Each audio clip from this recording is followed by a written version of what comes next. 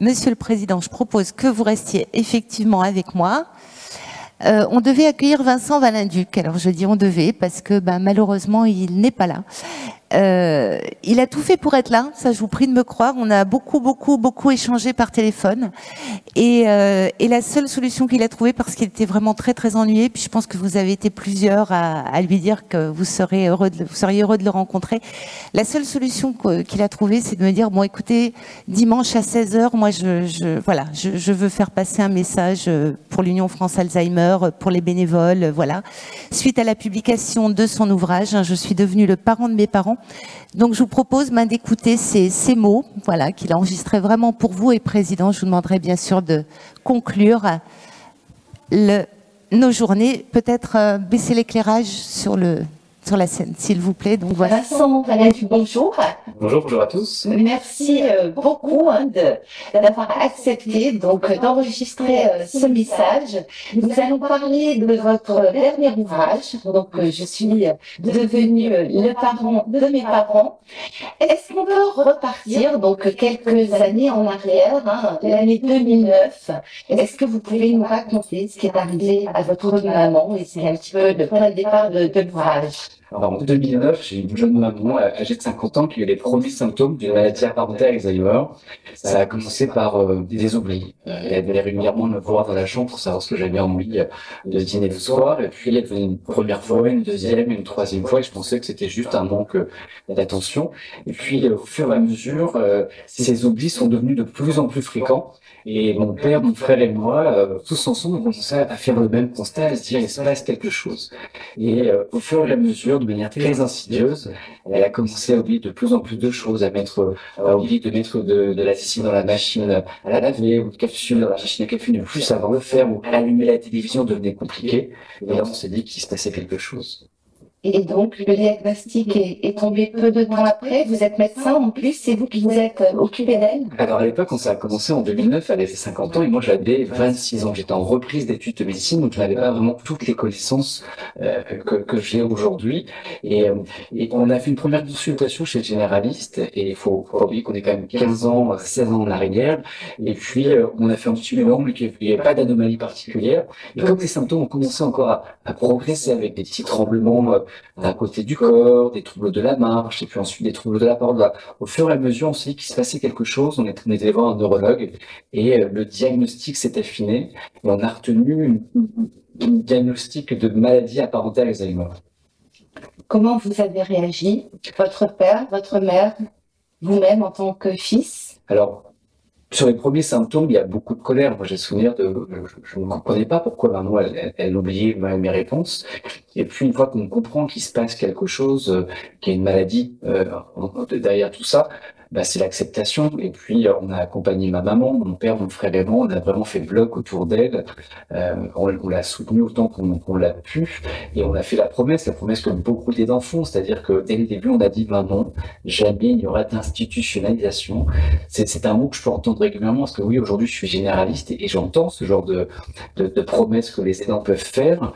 Alors, on a réussi, mon père, mon frère et moi, à tenir cette promesse, néanmoins au bout de nombreux sacrifices. Mais dans le livre, je le dis, c'est-à-dire que chacun fait ce qu'il peut avec les moyens qu'il a. Et si parfois, s'il n'y a pas d'autre solution que l'institutionnalisation, même si c'est extrêmement difficile, malheureusement, il faut y avoir recours. Et pourquoi vous avez souhaité écrire cet ouvrage? Vous le disiez, c'est-à-dire que je suis généraliste aujourd'hui, et pendant ces 14 années d'aidance, parce que ça a duré 14 ans, ça a commencé en 2009, et moi j'ai perdu ma maman l'année dernière, le 21 avril 2022, à l'âge de 64 ans. Pendant 14 ans, j'ai été aidant, et je me suis senti extrêmement seul, comme beaucoup d'aidants. Je ne savais pas à quelle porte frapper, vers qui me tourner, quelle solution mettre en place, et pourtant, j'étais médecin. Et je me suis dit, mais si moi déjà je suis en difficulté pour savoir ce que je peux mettre en place, j'imagine ce que doivent vivre les aidants parmi ce parcours du combattant. Et j'en suis le témoin lorsque je reçois en consultation, je recevais des patients aidants, je voyais bien qu'il y avait une forme de difficulté. Pendant ces 14 années, j'ai voulu crier pour dire voilà la galère dans laquelle je suis et je suis perdu, mais j'ai pas envie de mener deux combats en même temps. Vous l'avez compris, ma maman est partie l'année dernière et aujourd'hui, j'ai eu envie d'écrire ce livre pour mettre en lumière les aidants qui pour moi font un travail incroyable, des héros du quotidien quotidien dont on n'a même pas connaissance, parce qu'on peut l'imaginer, mais difficilement comprendre quand on ne le vit pas, on a du mal vraiment à comprendre ce que c'est. Et puis au-delà de mettre en lumière les aidants, je voulais également apporter, au travers ce témoignage, ce récit, les différentes solutions que j'ai mises en place pour essayer de garder la tête hors de l'eau, parce que c'est extrêmement compliqué d'être aidant. Il existe des solutions. J'ai voulu donner celles que moi j'avais pu mettre en place pour tenir un peu. Qu'est-ce qui a été le plus difficile pour vous au cours de ces 14 années en tant que proche aidant? Il y a plein de choses qui sont extrêmement difficiles, hein, comme beaucoup d'entre vous sans doute. Hein, j'ai partagé la culpabilité de jamais en faire assez. Pourtant, j'avais beau être à 100, 200, 300%. Pour moi, je pouvais toujours faire plus, au risque de m'oublier. Mon père, mon frère et moi, on s'est oubliés. Clairement, on a mis notre vie entre parenthèses, notre santé également. Enfin, moi, j'avais très très mal au dos à force de porter, de mal dormir également. Et je pense aussi à mon papa. Mon papa a vraiment mis sa vie de côté, sa santé de côté. Enfin, au fur et à mesure de la maladie, au début, maman avait du mal à couper sa viande, puis ensuite, elle avait des difficultés à monter sa fourchette jusqu'à la bouche. Donc, c'est mon père qui l'aidait. Ensuite, il a aidé avec la petite cuillère. Et sur les derniers mois, c'était à la seringue qu'il donnait à manger par la bouche. Et ça, il prenait une heure et demie de son temps pour le faire. Et résultat, lui, il n'avait plus faim derrière. Donc, sa santé, il l'a mise de côté. Et moi, j'ai perdu mon papa 1 mois et demi après ma mère l'année dernière. Donc, c'était une année assez compliquée. Donc, il y a plein de choses qui sont dures quand on est aidant. Au-delà de l'isolement, de la solitude et bien sûr de la tristesse, je dirais que la culpabilité est importante. Et ça, il y a des solutions. Et pour moi, c'est important d'être aidé. C'est pour ça que je veux aussi, dans ce livre, donner les clés pour accepter d'être aidé. Et quels sont, justement, si vous deviez donner un conseil, comment on accepte d'être aidé, vers qui on peut se tourner? Alors, la première difficulté, c'est de savoir qu'on est aidant. Et moi, je l'ai appris en regardant la télévision. J'ai entendu un journaliste dire le mot aidant et je comprenais enfin que mon sacerdoce avait un nom, aidant.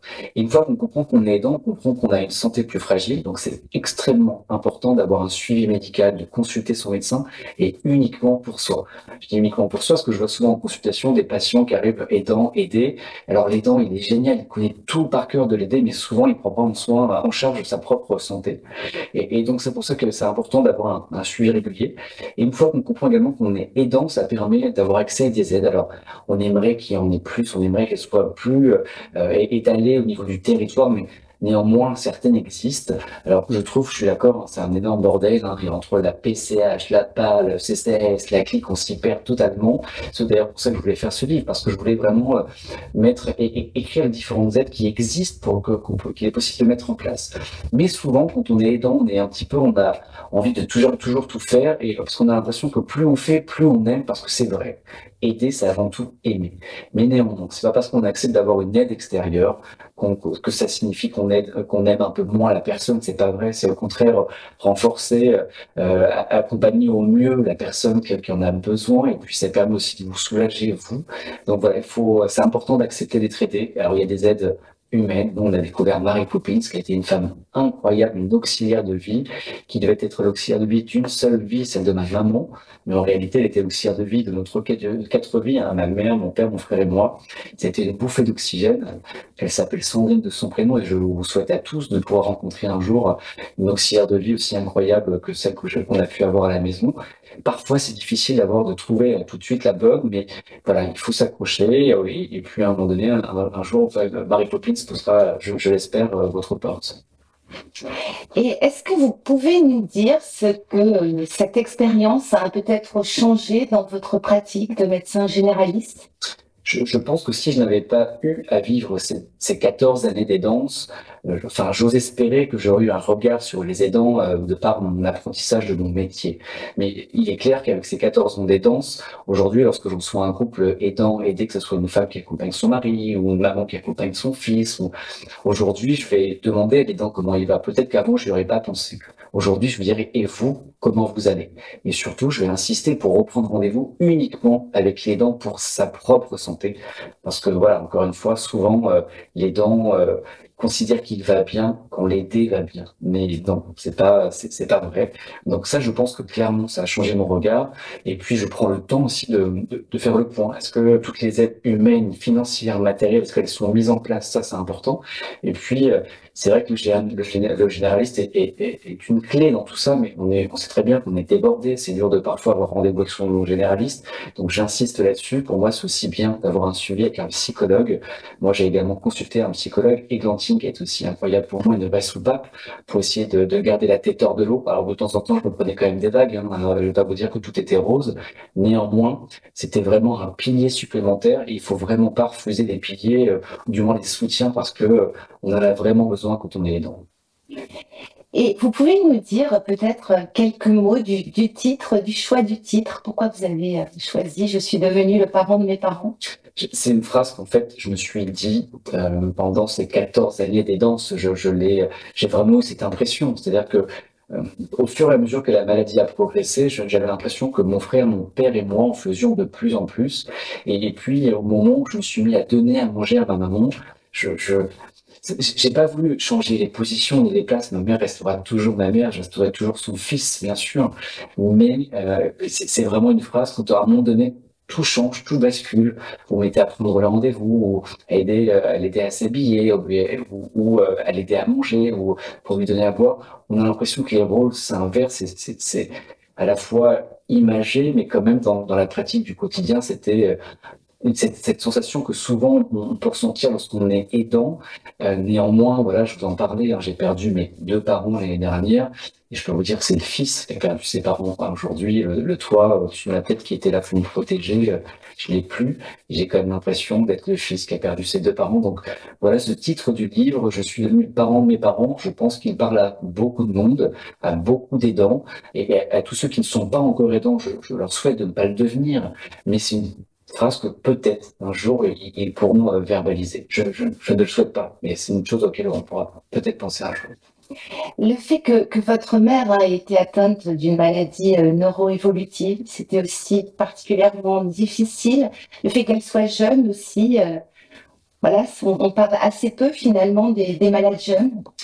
Oui, moi, comme je vous le disais, j'avais 26 ans, je reprenais des études de médecine et je n'avais aucune connaissance dans ce domaine neuroévolutif avec des troubles de la mémoire. Pour moi, à l'époque, ça ne pouvait pas toucher des personnes aussi jeunes et c'est extrêmement difficile. J'avais une jeune maman toute jolie, une jolie peau, l'odeur de ses cheveux, rien n'avait changé, mais qui, au fur et à mesure des semaines, des mois, des années, commençait à m'oublier. Je dis dans le livre que le disque dur s'effaçait et on parle de deuil blanc, c'est le fait d'avoir des mamans physiquement ressemblantes à la maman que j'ai toujours connue, mais qui, au fur et à mesure des années, m'oubliait petit à petit. C'est extrêmement difficile à vivre, c'est une douleur très importante. Et ce qui est assez compliqué aussi à vivre, c'est que souvent on a l'image du patient qui a une maladie d'Alzheimer assez âgée. Et moi, quand je disais j'ai une maman qui a une maladie apparentée à Alzheimer, souvent on me dit non, enfin, les jeunes, c'est pas possible. Mais oui, ça peut toucher effectivement bien plus tôt et bien plus jeune qu'on ne le pense. Et ça avait été simple à vivre, pardon. C'est pour ça que le soutien de Églantine, ma psy, a été une aide incroyable et essentielle pour moi. Et vous aimeriez que les médecins généralistes soient davantage formés, que ce soit à la maladie d'Alzheimer ou apparentée qui peut toucher des personnes jeunes, mais également à l'aidance? Il y a plein d'axes d'amélioration, c'est une évidence. Moi, je pense que parmi ces axes, on a l'axe du repérage. Est-ce qu'on pourrait être mieux formé en tant que médecin à repérer un aidant? J'ai des confrères qui ont lu le livre et qui m'ont dit, tu sais, après avoir lu ton livre, j'ai reçu en consultation un couple aidant aidé. Et suite à la lecture de ton livre, je me suis intéressé un peu plus à l'aidant et je me suis rendu compte du travail incroyable qu'il fournit 24 heures sur 24, parce que lorsqu'on est aidant, c'est tout le temps. On vit au jour le jour. On ne fait pas de projection. On n'arrive pas à se projeter il y a demain, après-demain, aux semaines, aux mois. Donc ça, je pense que oui, le repérage, pour moi, est un point important au niveau des professionnels de santé. Peut-être qu'au niveau des aides aussi à mettre en place. Enfin, pour nous, c'est quand même assez dur de se retrouver dans les différentes aides, parce que je vous en parlais, il y a différents acronymes, le CLIC, le CCAS, la PA, la PCH, le DPH, voilà. Enfin, ça prend énormément de temps. Donc ça aussi, je vous dis souvent aux aidants, c'est lorsque vous consultez votre médecin, faites-le uniquement pour une consultation, pour faire le point sur les aides. N'arrivez pas avec 30 000 questions et 30 000 motifs, renouvellement d'ordonnance, de kiné, d'ortho, je ne sais quoi. Et voilà, prenez vraiment faites une vraie consultation dédiée. Je pense qu'il faut également s'orienter vers les associations en lien avec les pathologies pathologie de la personne que vous aidez. Alors aujourd'hui, on parle de la maladie d'Alzheimer, mais ça peut être aussi les associations pour les maladies de Parkinson ou autres pathologies, parce qu'elles sont extrêmement formées pour vous orienter, vous dire les aides auxquelles vous pouvez avoir accès, favoriser également les groupes de parole qui pour moi sont capitaux. Puis dans les associations, on peut également vous former pour des petites formations, comment faire un portrait, comment parler, échanger avec la personne malade. Donc voilà, pour moi, il y a des solutions qui existent et oui, il y a des points d'amélioration. Vous deviez être avec nous pour ces rencontres France Alzheimer et vous avez été malheureusement retenu. Peut-être un mot pour donc tous les patients, tous les aidants qui sont dans la salle, tous les bénévoles aussi, hein, bien évidemment. Oui, tout d'abord, c'est vrai, excusez-moi de ne pas être présent avec vous aujourd'hui. Malheureusement, un imprévu de dernière minute qui m'a empêché d'être présent. Alors, un mot, j'ai envie de vous dire à tous les aidants. Je voulais vous dire, soyez fiers. Vraiment, moi, j'ai eu du mal à l'entendre. Hein. Quand j'étais aidant, on me disait, mais tu te rends pas compte de tout ce que tu fais, c'est juste incroyable. Et pour moi, c'était normal. Alors oui, on sait tous qu'on ressent tout ça au fond de nous, mais en réalité, on fait des choses juste dingues de se livrer, de consacrer notre journée entière à la personne qu'on est. C'est pour ça que je vous dis, vous pouvez vraiment être fiers de vous. Et je souhaite à tout le monde d'avancer avec plus de sérénité, parce que je pense qu'avant tout, en réalité, aider, c'est avant tout aimer, et dans tout ça, il y a énormément d'amour. Moi, aujourd'hui, lorsque je fais un constat, si c'était à refaire, je vous parlais des 14 années d'aidance, mais si c'était à refaire, je le referais. J'ai vécu des choses incroyables avec ma maman, mon père et moi. C'est pour ça que j'ai voulu écrire ce livre. J'ai eu envie de partager avec vous, avec les aidants, et même au-delà des aidants, hein, j'ai eu envie de partager une histoire d'amour, parce que c'est vraiment de l'amour que j'ai vécu pendant ces 14 années d'aidance, et puis au fur et à mesure délivrer ce que moi j'ai pu mettre en place pour tenir. Mais encore une fois, bravo. Merci beaucoup, Vincent Allendy.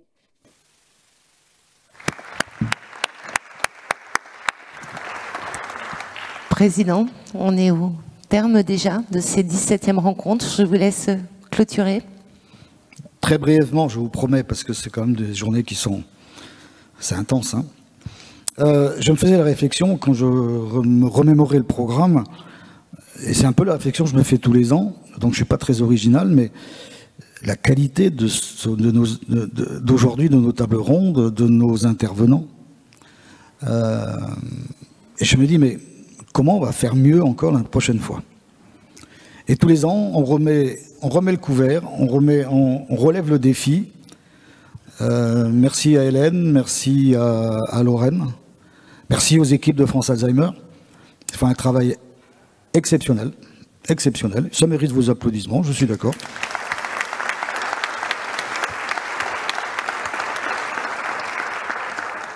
Merci à nos intervenants, merci Pierre, je commence par le dernier. Merci professeur, d'être resté toute la journée avec nous, c'est super. Merci François, on va se revoir là maintenant, mais tu as cette pédagogie de faire passer des émotions dans la salle, c'est extraordinaire. Et tu dégages une force terrible. Alors, tu vas la porter à France Alzheimer, parce que je crois qu'on a plein de choses à faire ensemble. On partage la même chose, le même objectif. Comment améliorer le parcours du malade jeune? On va réussir, je te promets, on va réussir. Je terminerai par quelque chose que j'ai retenu aujourd'hui, que j'avais rarement entendu, un mot, mais qui a été prononcé plusieurs fois. Et je crois que je vous invite à mémoriser cette date du 12 décembre 2003. On a dit le mot « espoir ». Jusqu'ici, on le prononçait rarement. Je crois que je retiens ça de la journée. C'est un message optimiste, positif. Je disais souvent, quand on faisait la comparaison entre les maladies qui font les plus peur aux Français, que sont avant nous le cancer et nous en deuxième position, oui, mais cancer, on peut associer le mot espoir. Et aujourd'hui, je viens de comprendre que finalement, je vais changer un petit peu cette phrase, que je vais dire, ça y est, nous aussi, on peut prononcer ce mot espoir, et ça, c'est ce que je retiens aujourd'hui. Merci pour d'être resté jusqu'au bout, c'est fatigant. Et puis rendez-vous l'année prochaine.